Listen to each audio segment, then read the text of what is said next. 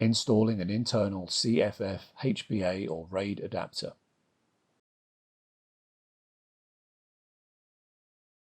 Align the notches on the tray with the pins on the chassis, place the internal CFF HBA or RAID adapter down and slightly slide it into the chassis.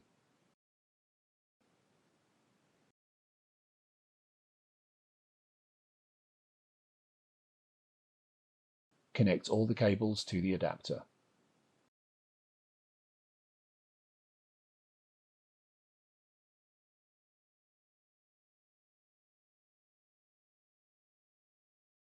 Install the top cover.